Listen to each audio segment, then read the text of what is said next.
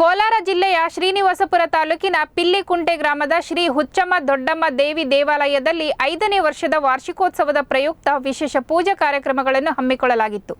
ಇನ್ನು ದೇವರಿಗೆ ವಿಶೇಷವಾಗಿ ಅಭಿಷೇಕ, ಅಲಂಕಾರ, ವಿಶೇಷ ಪೂಜೆಗಳನ್ನು ನೆರವೇರಿಸಲಾಗಿದ್ದು, ಸಹಸ್ರಾರು ಸಂಖ್ಯೆಯಲ್ಲಿ ಭಕ್ತಾದಿಗಳು ಆಗಮಿಸಿ ದೇವರ ಕೃಪೆಗೆ ಪಾತ್ರರಾದರು.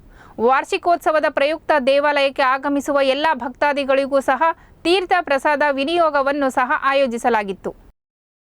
ನಮ್ಮ ಕುಲದೇವರಾಗಿರ್ತಕ್ಕಂತಹ ತಾಯಿ ಹುಚ್ಚಮ್ಮ ದೊಡ್ಡಮ್ಮ ದೇವಿ ಎಲ್ಲ ಸುಮಾರು ವರ್ಷಗಳಿಂದ ನಾವು ಈ ದೇವಸ್ಥಾನವನ್ನು ಕಟ್ಟಬೇಕು ಅನ್ಕೊಂಡಿದ್ವಿ.